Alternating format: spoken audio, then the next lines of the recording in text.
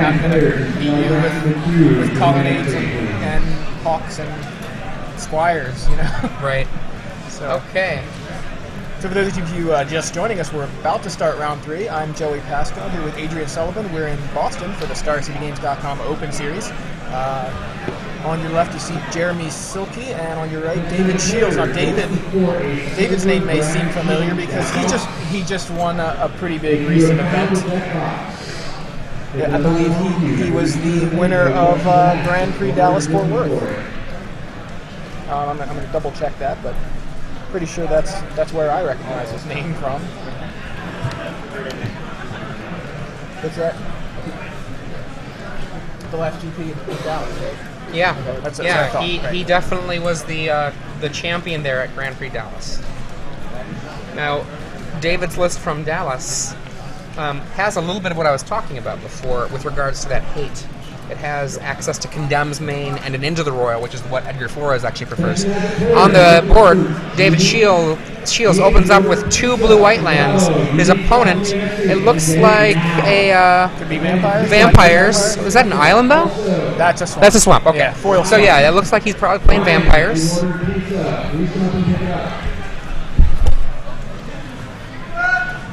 Vampires is a deck that we saw doing very well earlier in the year. But has since kind of fallen off the radar somewhat. Maybe not off the radar exactly, but just not in the top tables usually. So Jeremy on turn 3 drops a Dragon Skull Summit. Passes the turn. It's kind of a slow start if Jeremy's playing vampires. David plays a Colonnade and passes back to Jeremy. Looks like David is playing Blue-White Caw-Blade, which would not be a surprise since that is the deck he won with in Dallas at Grand Prix Dallas just a couple weeks ago. Jeremy plays a basic Swamp. Right. So David is stumbling here on the mana. David started this game, and he's a mana behind here. You can see 2 Condemns in his hand. Looks like a Stoneforge Mystic he just drew. I see Into the Royal as well. 3 Jaces. So there's a Stoneforge Mystic.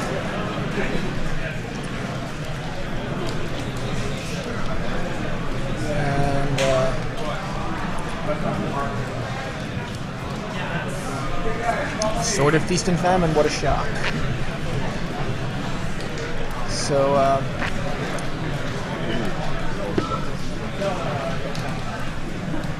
looks like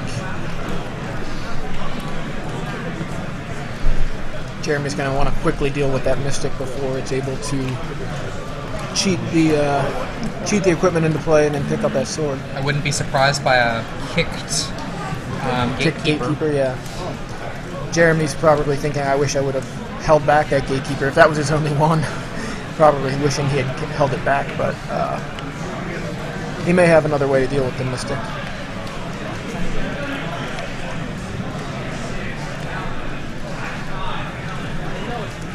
So it looks like he played his 5th land.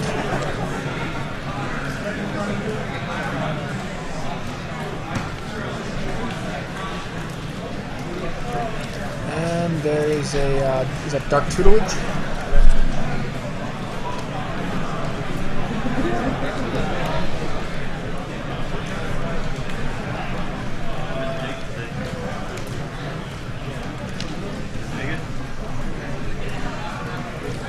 Okay, Condemn knocks the Gatekeeper to the bottom, which means that Mystic is going to be up and at him. So I think there was a Day of Judgment. No. There's a Condemn. Oh, no, it was Tectonic Age. For some reason I thought I saw Day of Judgment. Oh, it's definitely a Condemn, yeah. He does have, there's the Jace there in his hand. Right. Get your name G, and your pieces come on up to the front, G. And I believe we may see that Jace right now.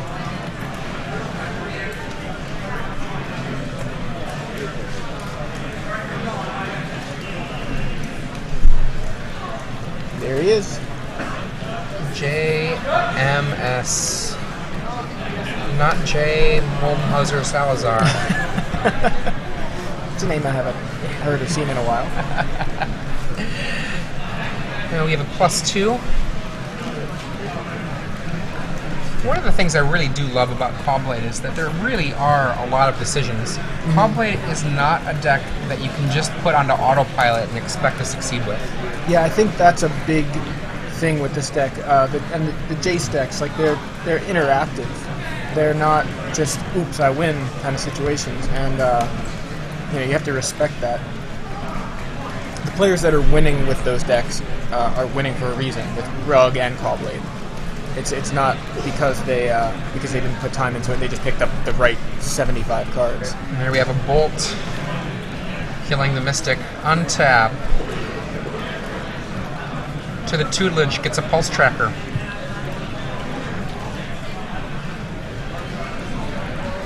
And then his normal draw. Dark Tutelage is a really interesting card. Yeah. I mean, Jace is a very powerful card drawing ability when you're using the Brainstorm effect, the 0 ability. But when you're an aggressive decks often don't care about Jace very much. Even when they're not pure mono red, like Boros and Vampires often don't care about Jace so much, despite not having very much burn. But like when you're putting on top of the aggressive package card draw of your own, it can be very difficult. I see a Hero of Oxidridge here. Oh, nice. that is another good card to fight Jace. Now imagine you're a Vampires player and you drop this down for essentially for the kill, right? Yeah. There's the Pulse Tracker we saw before. Now Jace is at 1. He can bounce that Hero of Oxidridge, certainly, but that would kill it. Right, so and then Jeremy can just replay the hero. Basically what he's going to have to do here, most likely, is just Brainstorm, which is fine, and then hide behind his second Condemn. He does have an Into the Royal, and hope that that's enough. Now, David is still at 20 life. Yeah, Jeremy had a kind of a slow start. I think both players kind of did, but I think that favors the Caw-Blade deck. David kind of stalled on lands, and Jeremy seemed to stall on gas because I think it wasn't until turn 4 that he even played a spell. Yeah, he played a Gatekeeper as his first aggressive act, which means he's probably got a handful of just reactive spells. Right. And we did see the Lightning Bolt already, and now he's that Dark Tutelage may be enough to dig him into some more aggression, but is it going to be fast enough to I guess take down this game? Yeah, particularly because if there's an Into the Royal in David's hand, he could pop that up and then be in great shape. Yeah. Now another card that you really, really don't want to see as the aggressive player. There he casts Day of Judgment. A card that you really don't want to see if you're the aggressive player and you're playing against a deck like Caw-Blade is Gideon. Yeah. Gideon is surprisingly powerful. Now, Vampires is much less weak to Gideon, just on the back of the Vampire Hexmage. Yeah, Gideon is a really strong planeswalker. He's actually one of the ones that I feel like has been best designed. He's not too strong, but he's by no means too weak. And he's also very interesting, and you and I were talking a little bit about this last night, about how he doesn't actually have a true ultimate. He's just, he's got that 0 ability as his only... See a Bloodghast here, revealed by the Dark Tutelage. But speaking of Vampire Hexmage, just in the house, only a few feet away, we have Eric Deschamps, the artist for Vampire Hexmage. So if you happen to be within driving distance of Star City Games Boston here, hurry on down. Bring your Hexmages, bring your other cards, and get some artists' Altars, work here. There's some signatures that you can get. There's all kinds of other things. Now Jeremy here is probably going to open up with. There it is. The Lava Claw reaches. Going to take care of that Jace. And there's a Condemn for the Lava Claw reaches. That is, I would have to say, devastating. Yeah. Nice little 1-mana Stone Rain. And not only that, but Jeremy just, spent his turn basically to play a Bloodghast and get his land Stone Rain. other art by Eric Deschamps, things like Celestial Colonnade, for example, Hero of Oxid Ridge. Really, Jeremy should run over here to the artist after this match. That's what I was thinking. Okay, David untaps. Jace still in play.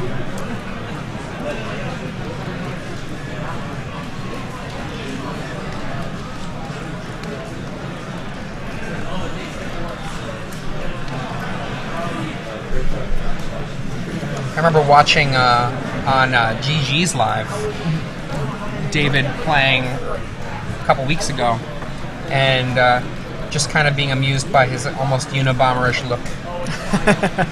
I, of course, am referring to the poker player. I think he's going for the Jace thing. He's got the blue hoodie. He does look Jace-like. And we see everybody's favorite monster there, Gideon, in David's hand. Perhaps put back on top, maybe it's still in his hand. No, that looks like it's going to be Gideon. And now, Bloodghast, you may not attack my Jace. Still, though, grinding away, the Dark Tutelage reveals a land. And then Dark Tutelage gets him or his regular draw step gets him another card.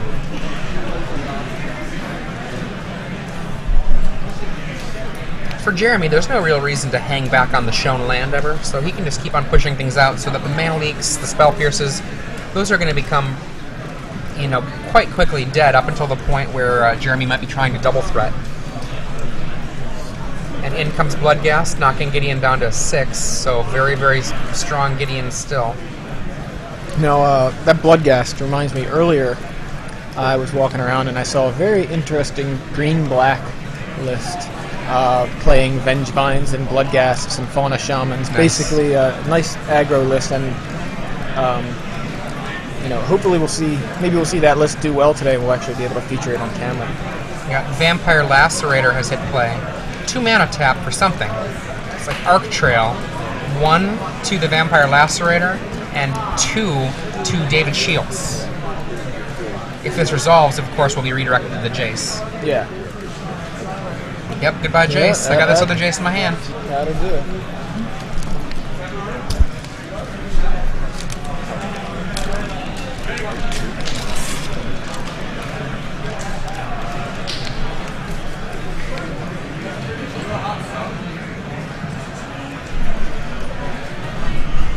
And here comes... We're going to see a sword. There's a Stoneforge Mystic. Picking up another one. Let's see, does he still have the same setup that he had before at Grand Prix?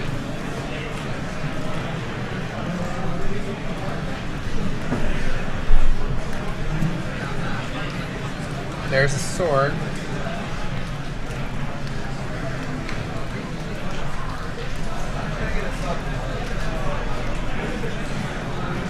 Did he retrieve a sword the first time? Yeah, he did. He got Sword of Feast and Famine. So he just used it to do a little do-si-do here. Yeah. Looks like he's going to put this last 2 mana here. Probably activating to equip. There's the go for the throw.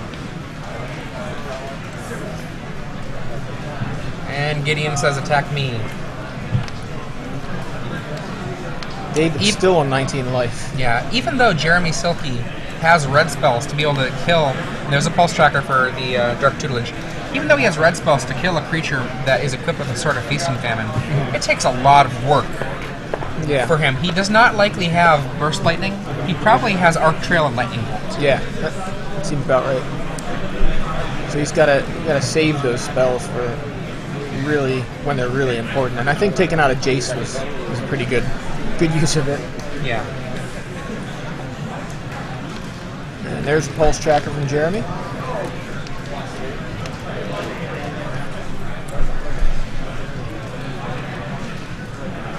Everybody attacks Gideon. I see an Into the Royal. I think I see a Preordain, a Jace, a Spell Pierce.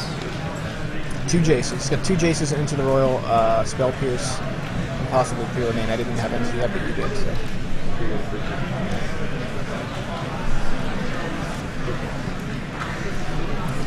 looks like he's got 4 cards in hand. but Here that comes preordained Gideon. peeking behind. Yeah, Gideon pick up a sword just as good as those Hawks can. Just can't hold on to it as long. And here's a Jace. I bet you that Jace might, between the two of these guys, do a lot of work. Back go some lands. There's a Glacial for the untapped land. And there's a Squadron There's Hawk. a Squadron Hawk.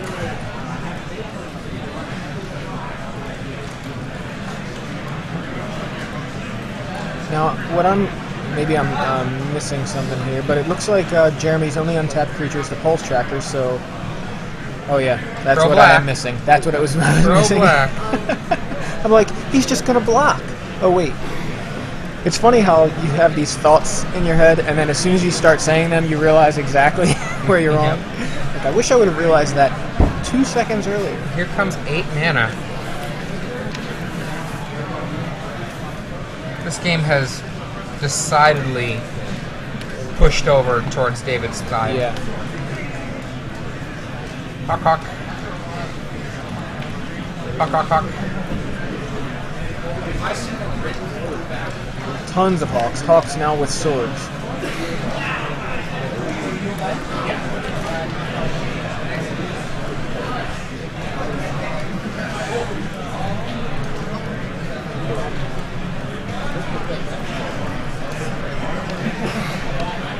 Okay, so Jeremy- that's 3 Caws that came out. Yeah, and one has a sword now.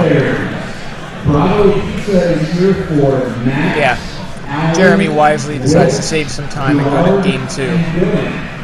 Again, Bravo Pizza is here for Yeah, there's not much left for him at that point, right? Gerard and Dylan. If you play Sword from Bravo and I called your name, please come up to me that stage and take your food. So, if you're Jeremy, right? What do you wanna bring in here? Yeah, I'm wondering, I'd like to see the deck lists, but obviously Hexmage seems like one of the better options. I mean, we didn't see any from him that game, at least I don't think we did.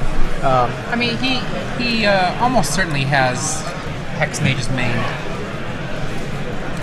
Yeah, I would expect it, but since we didn't see any, I'm kind of wondering since we don't have the deck lists. Now, David Shiels' list. Right now, I'm going to presume that he's playing running the the same Grand list, Prix yeah. list.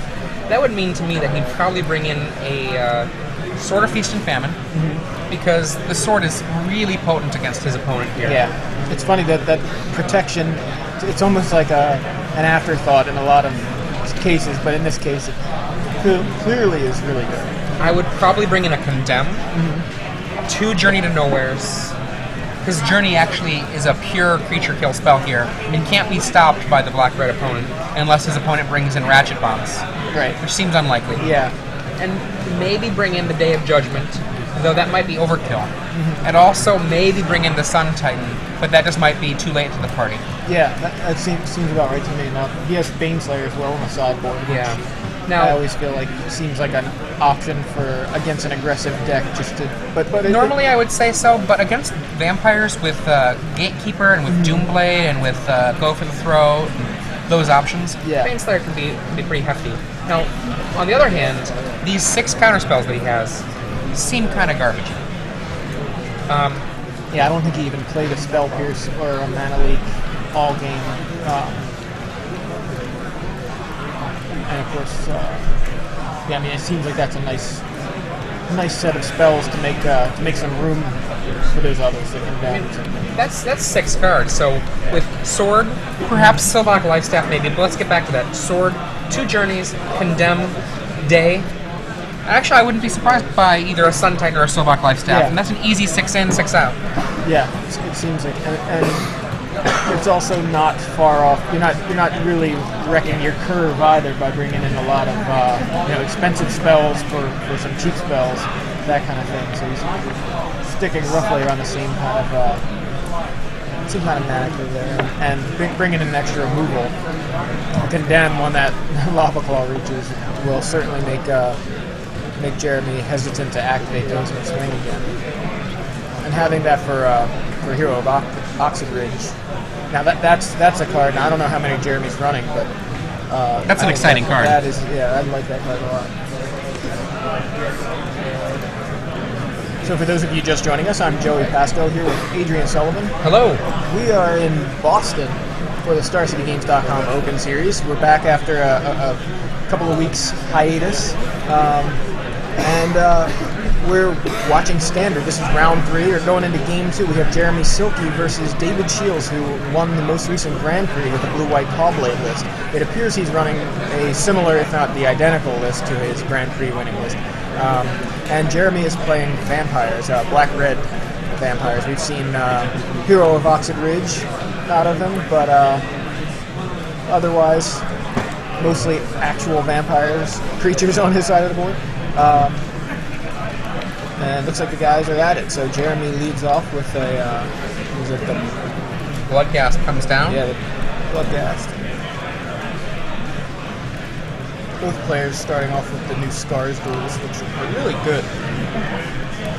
Stoneforge Mystic.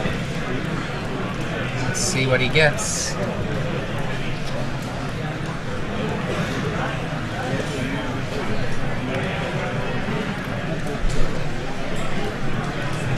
Trying to take a peek at Dave's hand there, but couldn't exactly tell what was there. Now, did he run Inkmoth Nexus? At least I see one. Yes, I think there may be one in his hand. That's the one card I thought I did see, but I could be wrong.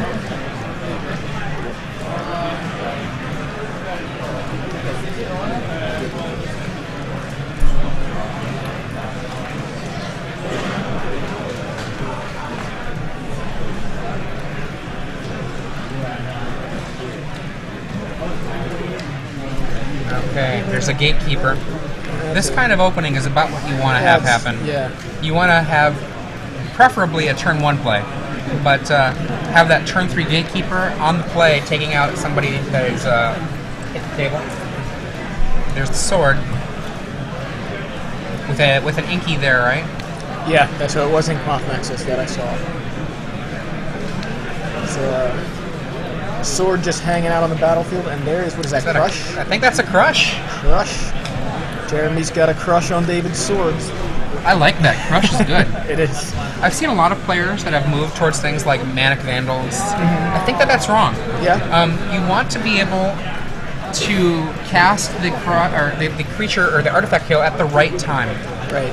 And a card like Crush can do that, where they can put their mana into something and you can really get them. Like, imagine if he had a Crush for that Gideon when it had attacked before. Right. He actually would have been in the previous game in a really good position. Yeah. He could take the 6 from Gideon, his opponent's completely tapped out, then he would kill straight up probably both the Gideon and the Jace. Right. If not just the Jace. Okay, Yeah, we he got, definitely would have been a good speaking of Jace, yeah. Jace's play. League of the Devil. I don't know that I think Jace is a devil, but I know some people probably do. Okay, only 4 damage showing there on Jeremy's side of the table, and they are going for David's head. So he decides he wants to be a little more aggressive here. Right. I think that's probably...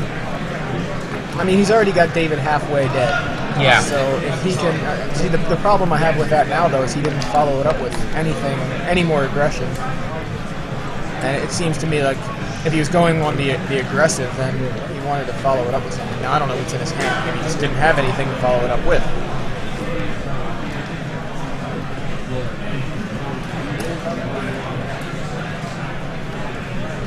So, David goes... Looks like it's Fate Sealing. Fate Seal, yeah. Had to switch die. Down to the bottom. 5th card. Gideon would be the worst. Yeah, There's Gideon. There it is. Okay. Kill that. He's a murderer. What does that do? Kill that? Oh. Gideon is quite the royal assassin, isn't he? Attention Magic players. Bravo Pizza is here for Alvin and Will. If you are Alvin Bolts. There's a bolt. Please come to the next stage For David. Pay for your food. So he is still being very aggressive, and the fact that David didn't +2 Gideon here gives Jeremy an opportunity to swing right at David's head. Go to 5.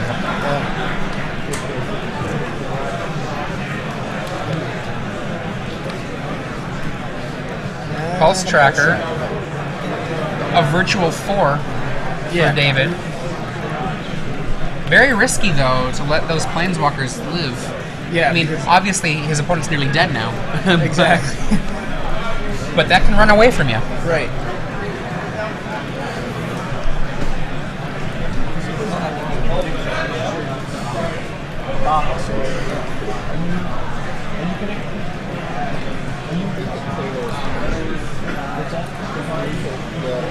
Okay. Pondering what to do next.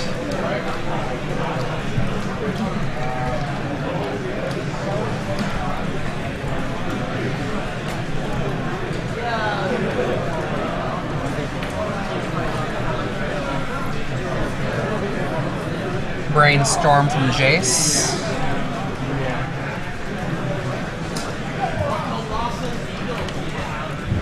There does appear to be a Sun Titan there. The Titan of the Sun. Bringing back that Stoneforge Mystic, which heretofore had died. And I would be unsurprised to see a second Sword of Feast and Famine now.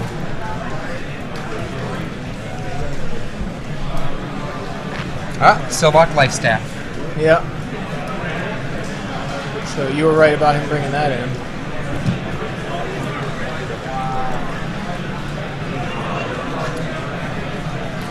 End of the turn, Bolt you. Yeah, I was wondering. Oh, I was like, boy. Jeremy's options here are pretty limited to burn. Now, he just needs some small bit of burn, and because he can Going just set 2. Yeah. I think I see it. I was gonna say, what is that red card? Maybe it's a crush. That Pulse Tracker will bring David to 1, but that's obviously not enough. So any bit of bolt, or any bit of bolt, I guess you can hear what I'm thinking. But yeah, any bit of burn, including bolt or arc trail or anything. Another Gatekeeper, perhaps. Yeah, there's another Gatekeep Gatekeeper. you. He says, "Sacrifice your Sun Titan." Oh, how painful! You know, lose my Stoneforge Mystic, will just come back in a second. Yeah, exactly. Now, to be fair, this attack then, though, look at that. That can be lethal right there. That can be lethal. As long as he attacks right. Yeah. Here they come for you. Both of them come on in, and that's should lethal. be it. Yeah, I mean, There as long as you he doesn't attack go. Planeswalkers, right? Block 1. He attacked Gideon? Oh, the Gideon +2. Oh, the that's Gideon what it was. +2. That's Okay, what I thought it missed murdered that. somebody last turn. Yeah. Okay, his opponent is at 1, though. Yeah, so that... And it was smart of David to block the Pulse Tracker, because obviously that just kills him next turn, so...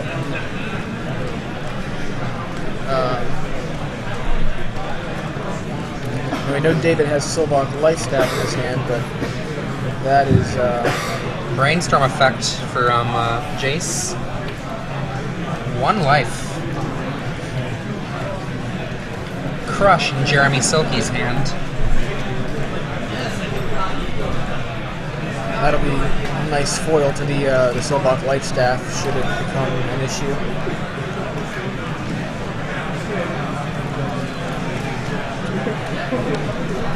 Choosing between a Celestial Colony and a Glacial Fortress. Goes for the mana now.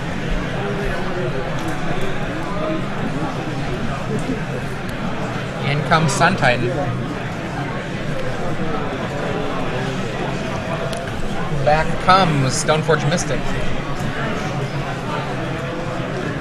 Getting sword number 2. Yep. Now we know Jeremy has the crush. And so David plays the sword. Looks like he passed it. Oh, and he equipped it. There's the crush. So he actually... That was awkward. I think David played the Stoneforge Mystic from his hand.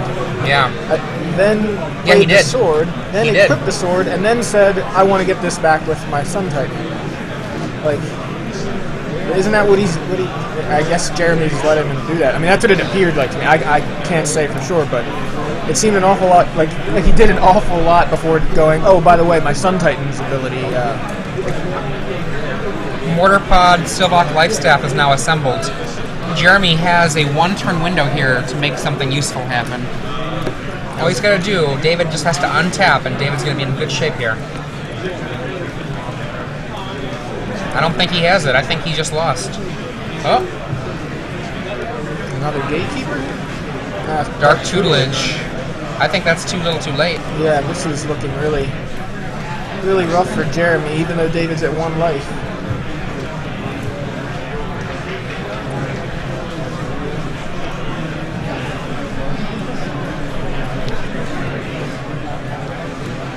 And a Vampire Lacerator. yeah. Forced to attack the Gideon. Sun Titan eats a gatekeeper. And looks like a Mystic blocks the other. And then one guy gets through. So, or just, yeah.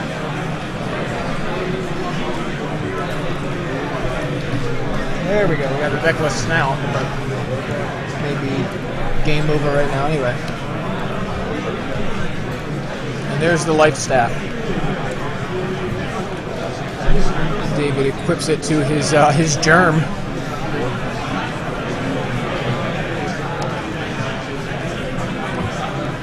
Going up to 4 life. Yeah, effectively, yeah.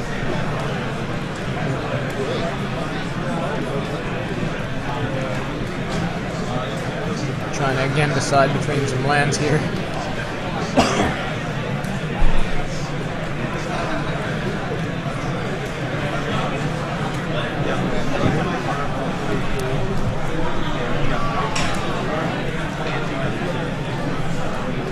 At this point, looking at Jeremy Silkey's sideboard, I actually don't think that there are any outs remaining now. It's looking really grim for Jeremy. I mean, look at David's side of the board.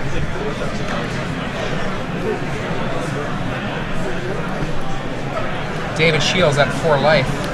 Yeah, I think, yeah, he just sacrificed the germ, got some life out of it, and now re-equip the mortar pod, or equip the mortar pod and the life staff to one of his Stoneforge Mystics,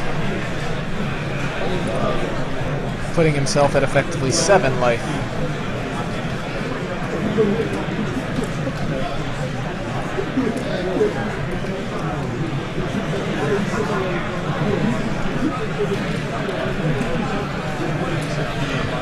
Jeremy gets a duress, but that's not enough. So there's the match. There it David is. Shiels takes it down from all the way down on 1 life, although I believe he was at 4 as of the end of the game. We know he was at 1 life just a few moments ago.